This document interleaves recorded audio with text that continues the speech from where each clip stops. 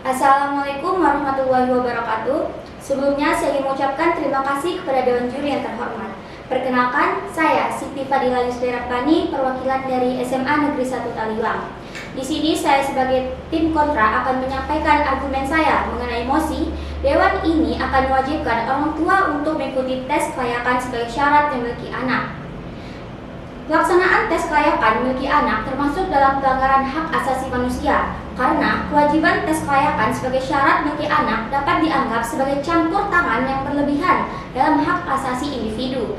Hak untuk memiliki anak dianggap sebagai hak dasar yang melekat pada setiap individu dan pengaturan seperti tes kelayakan dapat dianggap sebagai pelanggaran terhadap kebebasan individual.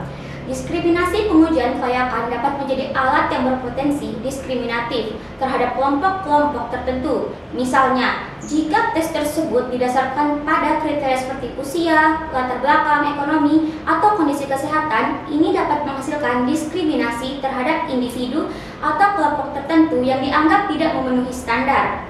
Dan stigmatisasi terhadap individu atau kelompok tertentu. Tes kelayakan bisa berpotensi didasarkan pada kriteria yang subjektif dan dapat menciptakan diskriminasi berdasarkan ras, agama, atau faktor lain yang tidak relevan. Hal ini dapat menciptakan ketidakadilan dan pemisahan sosial. Penilaian subjektif menentukan kelayakan orang tua melalui tes dapat sangat subjektif. Tes macam itu mungkin tidak dapat sepenuhnya mengukur kapasitas atau kemampuan seseorang untuk menjadi orang tua yang baik. Sifat tes kelayakan dapat mengecualikan individu yang sebenarnya memiliki kualitas dan kemampuan yang baik dalam mengasuh anak, tetapi mungkin tidak memenuhi persyaratan yang ditetapkan dalam tes tersebut. Biaya dan aksesibilitas. Menerapkan tes kelayakan sebagai syarat memiliki anak mungkin melibatkan biaya dan birokrasi yang signifikan. Hal ini dapat membatasi aksesibilitas bagi individu atau pasangan dengan sumber daya terbatas. Dalam beberapa kasus, persyaratan ini dapat menguntungkan individu yang lebih mampu secara finansial, sementara menghalangi mereka yang kurang mampu untuk memiliki anak. Subjektivitas dan bias. Pengujian kelayakan dapat dipengaruhi oleh subjektivitas dan bias dari para penguji. Kriteria dan standar yang digunakan dalam tes tersebut mungkin relatif dan dapat bervariasi dari satu penguji ke penguji lainnya. Hal ini dapat menghasilkan perlakuan yang tidak adil dan tidak konsisten terhadap calon orang tua. Pelaksanaan yang sulit. Melaksanakan tes kelayakan secara efektif dan efisien akan menjadi tantangan tersendiri. Menerapkan tes kelayakan pada populasi yang luas akan memerlukan sumber daya yang signifikan, seperti dana, personel, dan infrastruktur. Ini dapat menyebabkan birokrasi yang rumit dan berpotensi membebani pemerintah atau lembaga yang bertanggung jawab untuk melaksanakan tes tersebut.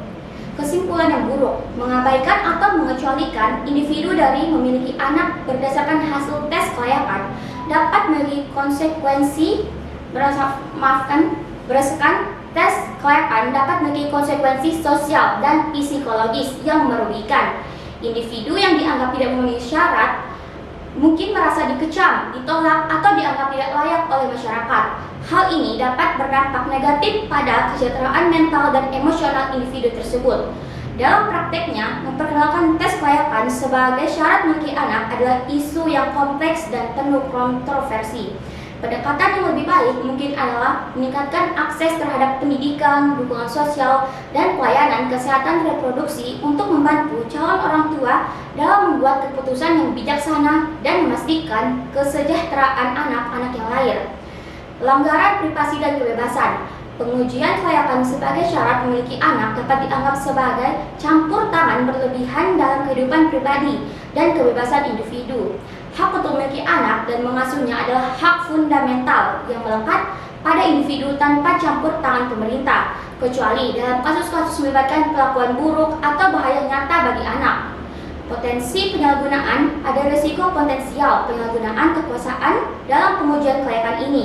Tes semacam itu dapat memberikan otoritas berlebihan kepada penguji untuk menentukan siapa yang layak dan siapa yang tidak. Hal ini dapat menyebabkan diskriminasi, penyalahgunaan kekuasaan, dan ketidakadilan dalam pengambilan keputusan terkait orang tua dan anak. Penyimpangan dan penyalahgunaan. Meskipun tujuan awal dari kebijakan semacam itu mungkin mulia, ada potensi penyalahgunaan dan penyimpangan. Kriteria kelayakan yang ditetapkan oleh pemerintah dapat dipolitisasi politisasi atau digunakan untuk mengendalikan populasi. Selain itu, ada resiko bahwa orang tua yang gagal dalam tes tersebut akan melanggar kebijakan dan memiliki anak secara ilegal. Pengawasan pemerintah yang berlebihan mewajibkan tes kelayakan sebagai syarat memiliki anak juga dapat memunculkan kekhawatiran terkait campur tangan berlebih pemerintah dalam kehidupan pribadi individu.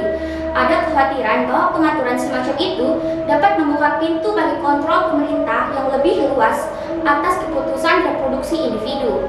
Alternatif solusi sebagai gantinya, sumber daya harus dialokasikan untuk pendekatan yang lebih baik.